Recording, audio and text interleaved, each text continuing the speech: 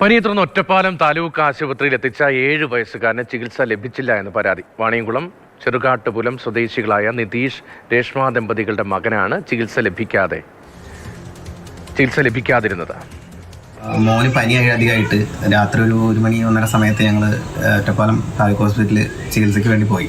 തീർത്തും അവിടെ നിന്നൊരു എന്താ പറയുക, ഒരു സഹകരണമില്ലാത്ത രീതിയിലായിരുന്നു ഡോക്ടേഴ്സിൻ്റെയും സ്റ്റാഫിൻ്റെയും പെരുമാറ്റം ഉണ്ടായത്. കുട്ടി പനിയായിട്ട് പോയത്, മോന് ഓൾറെഡി ഫിക്സ് ഉണ്ടായിരുന്നതാണ് ചെറുപ്പത്തിൽ, 3 വയസ്സായ സമയത്ത്.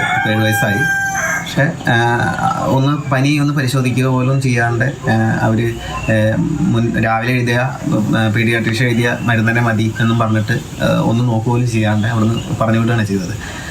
കുട്ടിയുടെ വെയിറ്റ് നോക്കുകയോ അല്ലെങ്കിൽ കുട്ടിക്ക് ടെമ്പറേച്ചർ നോക്കുകയോ ഒന്നും ചെയ്തില്ല.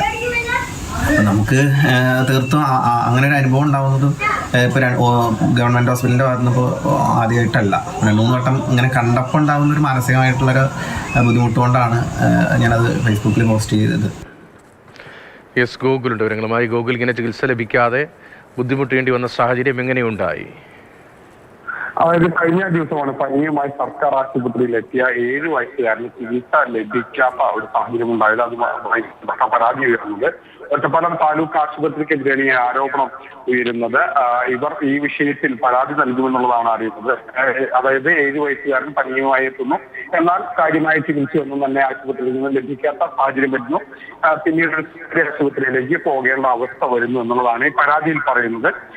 ഇപ്പോൾ പക്ഷെ ആശുപത്രിയുടെ ഭാഗത്തുനിന്ന് വരുന്ന സമയം ഡ്യൂട്ടി ഡോക്ടർ മാത്രമേ ഉണ്ടായിരുന്നുള്ളൂ.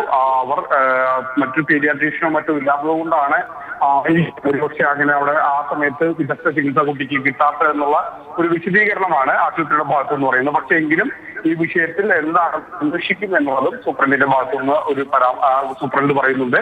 അതേസമയം തന്നെ സൂപ്രണ്ടിന് പരാതി ലഭിച്ചിട്ടില്ല. ലഭിച്ചാൽ അത് മുറയ്ക്കുള്ള അന്വേഷണം നടത്തും, അല്ലാത്തത് തന്നെ പ്രാഥമിക പരിശോധന നടത്തുന്നുണ്ട് എന്നുള്ളതാണ് ആശുപത്രി അധികൃതർ പറയുന്നത്.